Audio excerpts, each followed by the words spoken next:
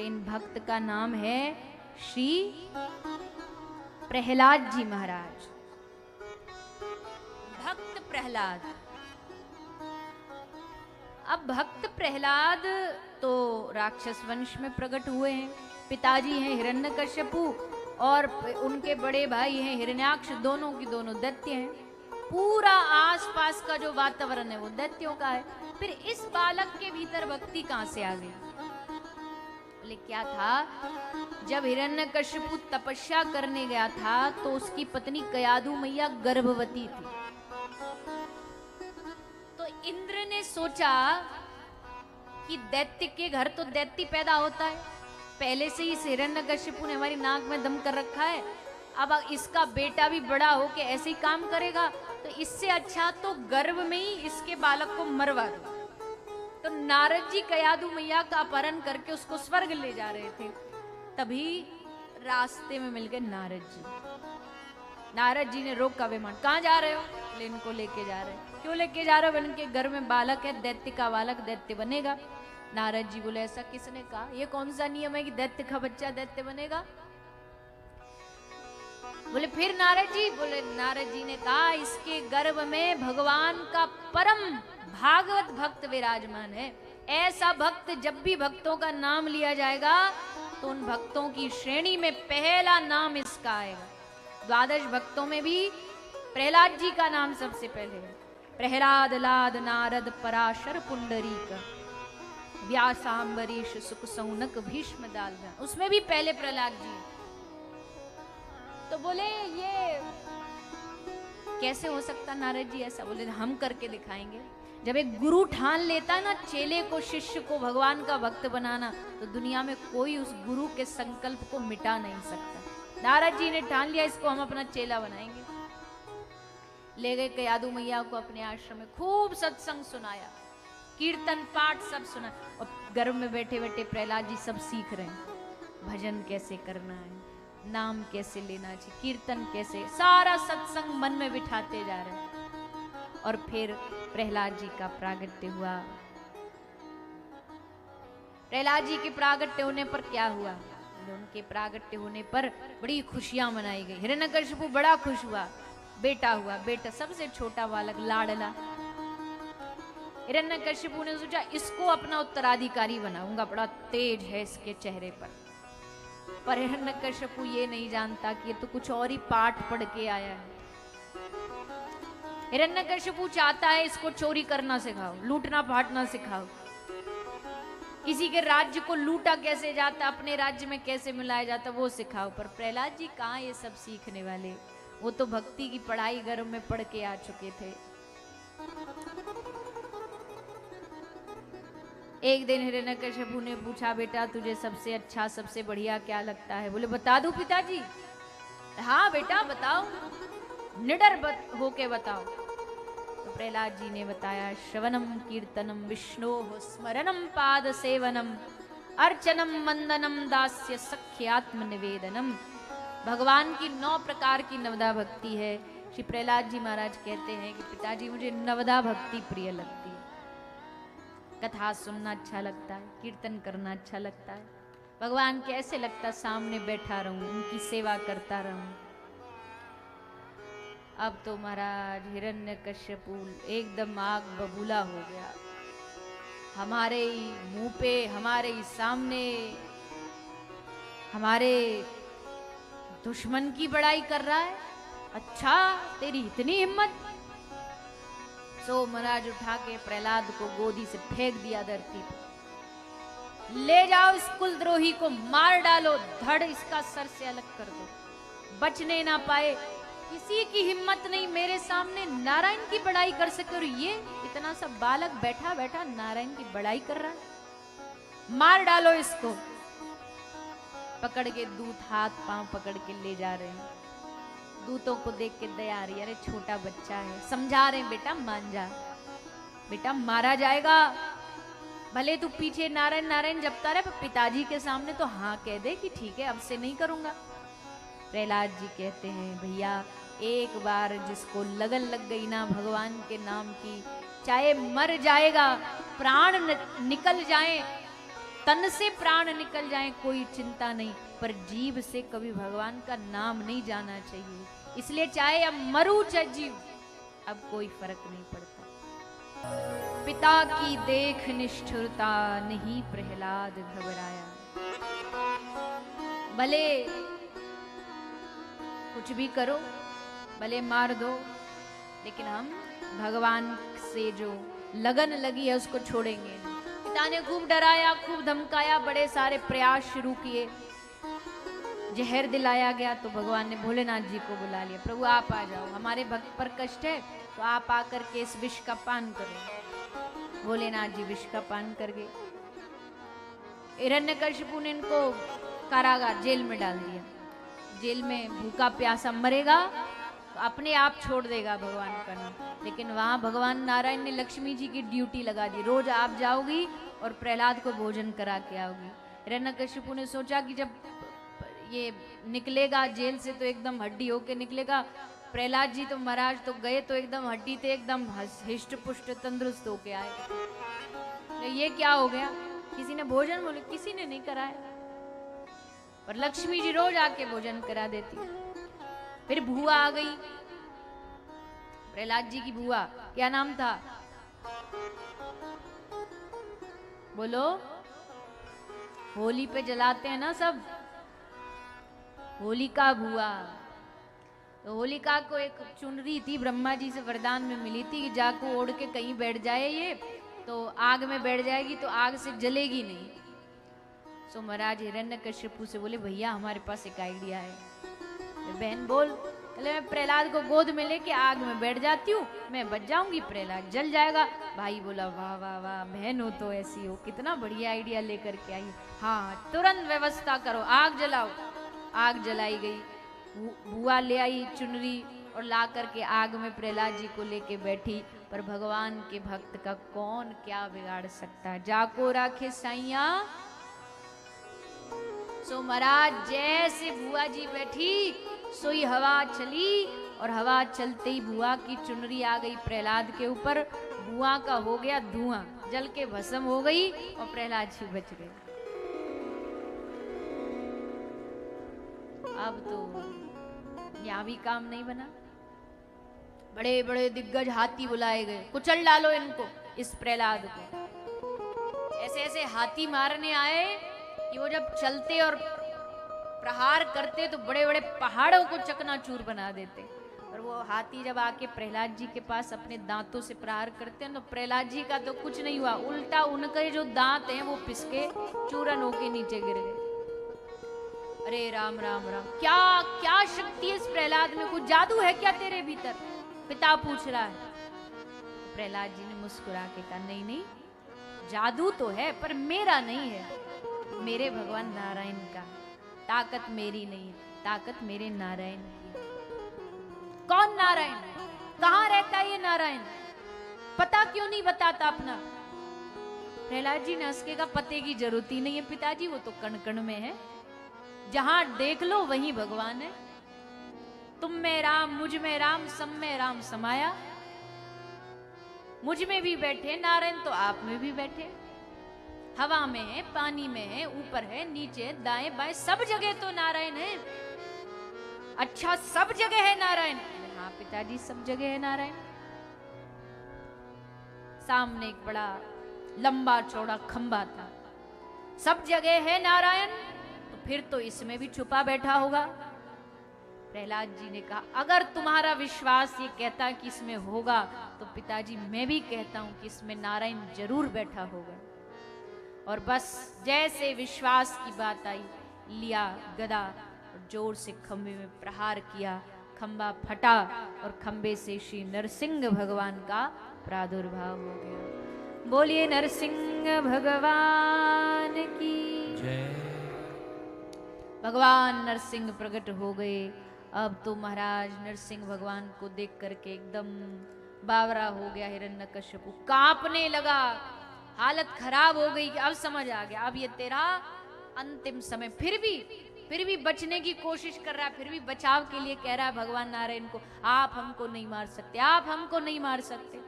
भगवान ने बोला, काय को नहीं मार सकते तुझे? ले आप जानते नहीं, हमने ब्रह्मा जी से 6 वरदान मांग रखे। भगवान बोले ले बेटा, तेरे वरदान भी पूरे कर देता हूं, अन्याय नहीं करूंगा, करूंगा न्याय के साथ ही। तेरे जितने वरदान हैं आज उन सबको पूरा करूंगा। तूने कहा न नर से मरू, न पशु से, प्रकृति के बनाए किसी भी मानव से न मरू। बता कोई है दुनिया में जो मुझे बना सकता है? दुनिया बनाने वाले को कौन बना सकता है? अस्त्र शस्त्र से ना मरूं, मैं ना अस्त्र छूंगा, न तलवार न बाण, आज तुझे मारूंगा पर अस्त्र शस्त्र से नहीं। अपने हाथ के तीखे तीखे नाखून दिखाए, आज इनसे तेरा उद्धार करूंगा। तूने कहा कि ब्रह्मा जी न ऊपर मरूं न नीचे मरूं, तो देख बेटा ध्यान से, न तू ऊपर है न नीचे है, तू मेरी गोदी में लेटा है। तूने कहा न बाहर मरूं न भीतर, बता कहां है अभी? ऊपर नीचे सब देखा, बोले प्रभु हम तो बीच चौखट पे हैं। बता तूने कहा था ना कि दिन में न रात में, घड़ी देख के बता कौन सा समय हो रहा? बोले महाराज तो संध्या का समय, न दिन है न रात है, गोधूली बेला है। और तूने कहा कि मैं 12 महीने में से किसी भी महीने में न मरूं, तो भैया ये 12 महीना नहीं, ये पुरुषोत्तम अधिक मास 13वां महीना चल रहा है। कहते हुए श्री नरसिंह भगवान ने हिरण्यकशिपु का पेट अपने नाखून से फाड़ डाला। जैसे हिरण्यकशिपु मरा, चहु और आनंद खुशी की लहर दौड़ाई, सब लोग नाचने लगे। गया एक बोझ पापी का कम हुआ धरती पर। माता पृथ्वी भी शांत हुई, क्योंकि जब पाप का बोझ बढ़ता है तो माता पृथ्वी सहन नहीं कर पाती। तो नरसिंह भगवान ने हिरण्यकशिपु का उद्धार किया, और तब श्री प्रहलाद जी महाराज ने आकर के भगवान की स्तुति की, भगवान को प्रणाम किया, और भगवान अपने भक्त को देख करके बड़े आनंदित हुए। आज मेरा ये छोटा सा भक्त, जिस पर इतने कष्ट हुए, जिसने इतने कष्ट सहन किए, लेकिन आज भगवान ने उसके सारे कष्टों का वहन कर लिया, सारे कष्टों को दूर कर दिया। तो इस कथा से क्या पता लगता है? इस कथा से यही पता लगता है कि भैया जीवन में भगवान पे भरोसा रखो। कितनी भी आपत्ति विपत्ति कष्ट आ जाए, कितने भी जीवन में पहाड़ दुखों के आ जाएं, लेकिन जो भगवान से जुड़ा रहेगा भगवान उसकी हमेशा रक्षा करेंगे। जो भगवान को अपना आश्रय केंद्र बना लेगा भगवान कभी उसे भटकने नहीं देंगे।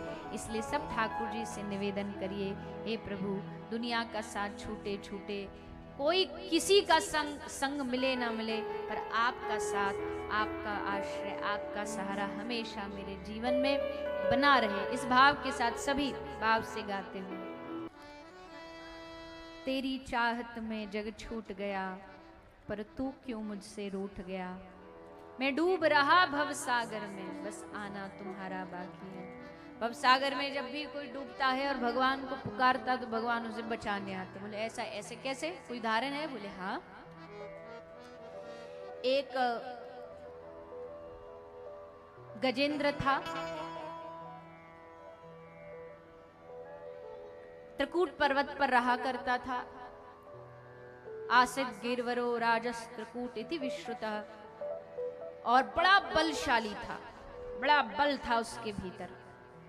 इतना बल था कि कोई भी जंगल का पशु पक्षी उसके सामने आने से डरता था।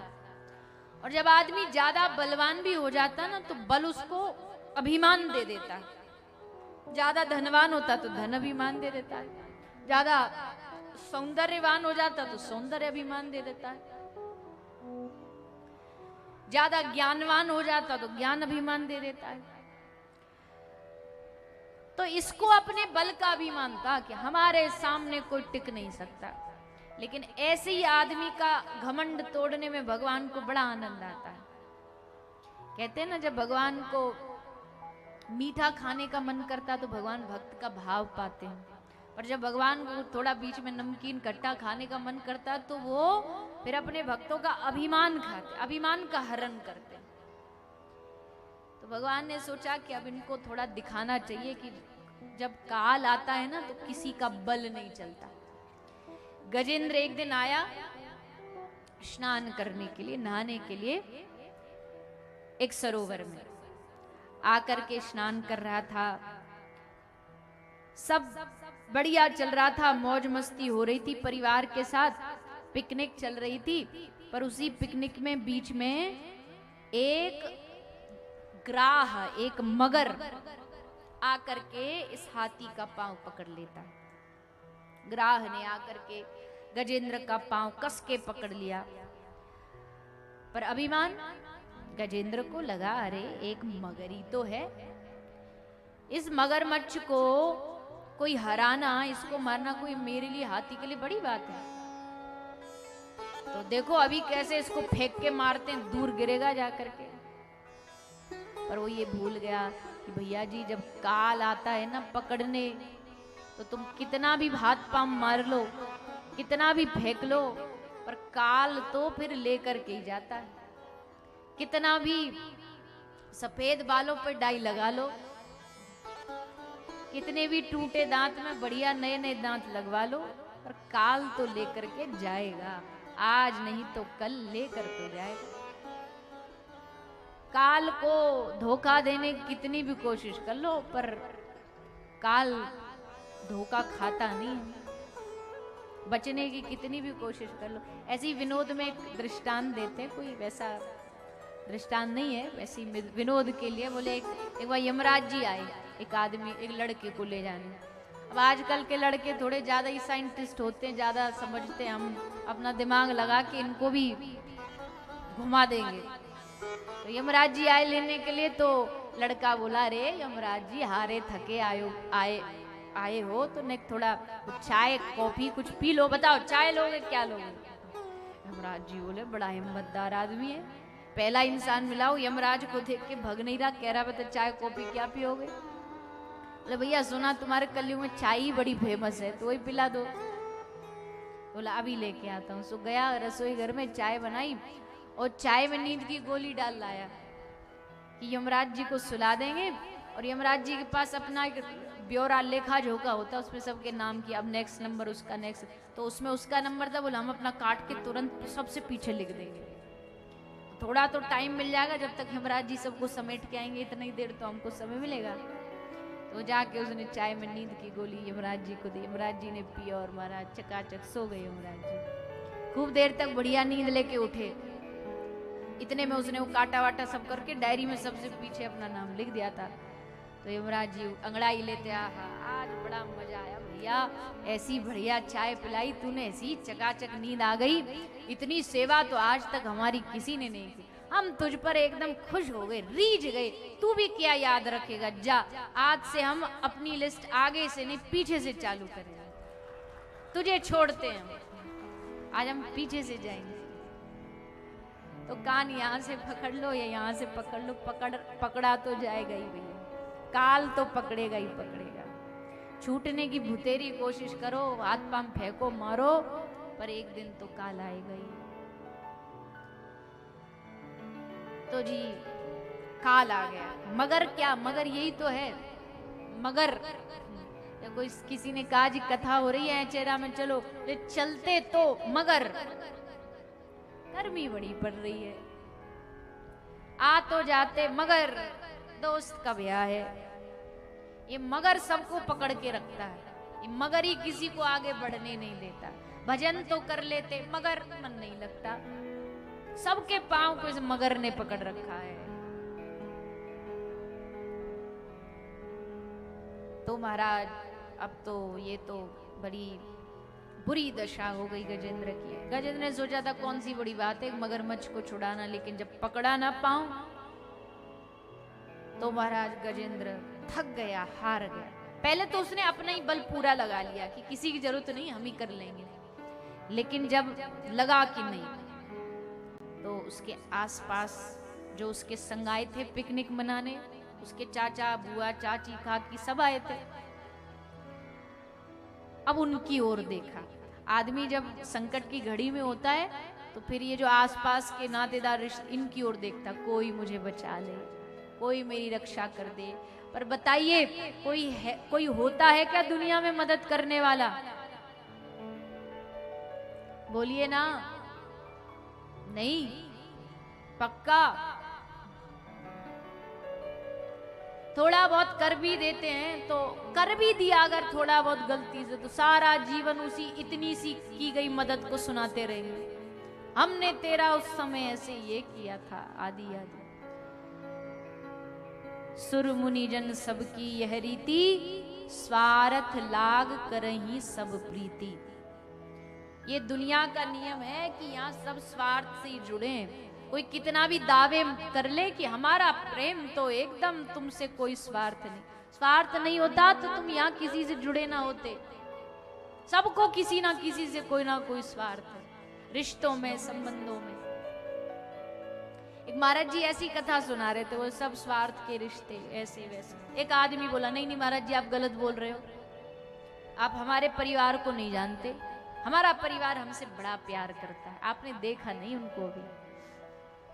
महाराज जी बोले, बेटा हमने सबरी दुनिया देख रखी है, तेरे अकेले परिवार की तू क्या बात कर रहा है, पर चल तुझे भी सच्चाई दिखा देते। एक काम कर, महाराज जी को ने थोड़ी सी योग विद्या आती थी, तो महाराज जी ने उसको योग प्राणायाम सिखा के कहा, एक काम करना, घर जाना और एक नाटक करना। नाटक क्या, सांस बंद करके एकदम लेट जाना सीधे सपाट कि मर गए, ऐसा करके घर में लेट जाना आंगन में, बाकी फिर हम संभाल लेंगे और फिर देखते हैं तुम्हारे घर की सच्चाई। बोले ठीक है आप भी देखना।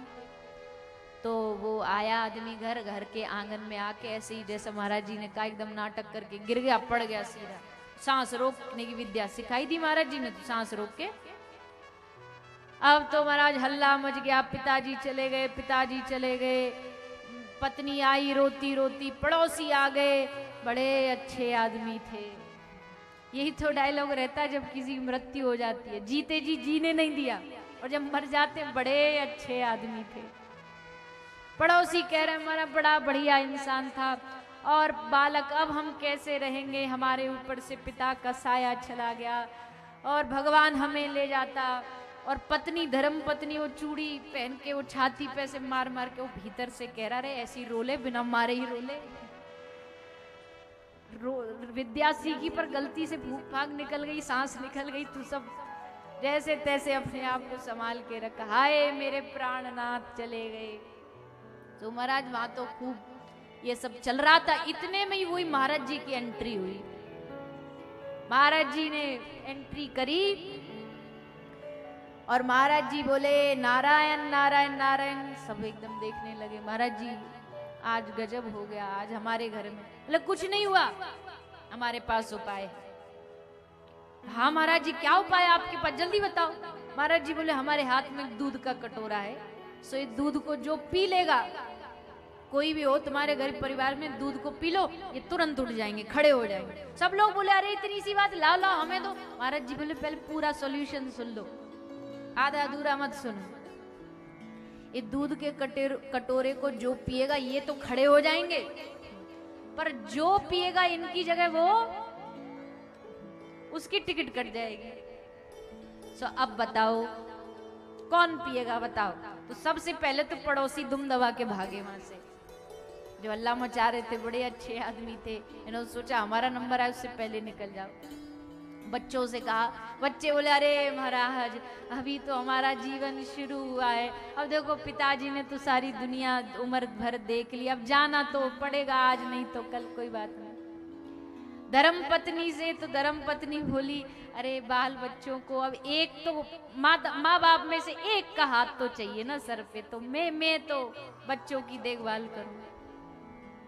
महाराज जी सबसे पूछ रहे, सब मुकरते जा रहे। फिर बच्चे बोले, महाराज जी एक बात बताओ। बोले हाँ बोल बेटा। बोले महाराज जी आपके बाल बच्चे हैं क्या कुछ? महाराज जी बोले नहीं। पत्नी? बोले नहीं। घर परिवार? बोले नहीं। महाराज जी फिर तो ये दूध का कटोरा आप ही। और महाराज जी हम आपके लिए बढ़िया सा एक आश्रम, आपके नाम का समाधि बनवा देंगे गांव में, अमर हो जाएंगे आप सदा सदा के लिए। महाराज हमारा हम पे एहसान कर दो। महाराज जी बोले लो तुम भी क्या याद रखोगे। लेके कटोरा महाराज जी गड़गड़ सबरा दूध पी गए और उस आदमी को कहा बेटा नाटक खत्म, हो जा खड़ा। जब वो खड़ा हुआ बोले बता तब उसने कहा महाराज सही कह रहे, देख लिया संसार हमने, देख लिया सब मतलब के यार हमने देख लिया। यहाँ सब ऐसा ही होता है, तो ज्यादा आशा किसी से रखनी नहीं चाहिए। आशा ही दुख का कारण। ऐसा बड़े महापुरुषों से सुनते रहते, हम आशा बड़ी रखते हैं, ये मदद कर दे, कोई करने वाला नहीं है। हाँ, इस दुनिया में कोई मदद का हाथ कभी छोड़ेगा नहीं, तो अकेला या तो तुम्हारा गुरु है और या भगवान है। ये दो ऐसे हैं जिनका मदद का हाथ कभी पीछे नहीं हटता है। और आज गजेंद्र ने देखा, जब सारे संग छोड़ गए, सबरे हाथ छुड़ा करके चले गए, तब इस गजेंद्र ने भगवान की पुकार की, भगवान को पुकारा। और भगवान ने इसकी पुकार को सुन करके बड़े गरुड़ पर विराजमान होके आए, दौड़ करके कूद करके गरुड़ से इसके पास पहुंचे, गजेंद्र ग्राह दोनों को बाहर निकाला। और तब भगवान ने ग्राह का उद्धार करते हुए गजेंद्र की रक्षा की। ऐसे पतित पावन भक्त वत्सल भगवान ने गजेंद्र की रक्षा करके दिखा दिया कि वास्तविकता में इनसे अच्छा और इन जो शरण में आ जाए, भले कोई पशु ही क्यों ना हो, लेकिन भगवान सबकी रक्षा करते हैं। ऐसे भक्त वत्सल शरणागत वत्सल भगवान ने गजेंद्र का उद्धार किया है। इसके बाद समुद्र मंथन की कथाई, समुद्र मंथन हुआ, देवता और दानवों ने मिलकर के समुद्र मंथन किया। इस मंथन में कई सारे रत्नों का प्रागट्य हुआ है। इसी समुद्र मंथन में गौ माता का और लक्ष्मी मैया का एक ही दिन प्रागट्य हुआ। दिवाली होती है ना जिस दिन, दीपावली के दिन जब लक्ष्मी मैया की पूजा की जाती है, उसी दिन गौ माता की भी पूजा का विधान होता है, क्योंकि गौ माता उसी दिन प्रगटी है, इसलिए सबको पूजा करनी चाहिए। दीपावली वाले दिन सुबह गौ माता की पूजा करो और शाम को लक्ष्मी माता की पूजा करो, ये विधान सबको याद रखना चाहिए। तो इसके उपरांत समुद्र मंथन में से अमृत निकला। भगवान ने मोहिनी अवतार, कश्यप अवतार धारण करके समुद्र मंथन को पूरा कराया। और फिर भगवान ने जब देखा कि दैत्यों को अमृत पिलाने के कारण दैत्य और दानवों में युद्ध हुआ, देवता हार गए, तो माता अदिति ने भगवान से वरदान मांगा कि आप हमारे घर पुत्र रूप में प्रकट हो जाओ। तो श्री प्रभु ही आज एक बड़ा ही अद्भुत रूप धारण करके प्रकट होते हैं। भगवान आज श्री वामन भगवान के रूप में प्रकट हुए हैं। बोलिए श्री वामन भगवान की।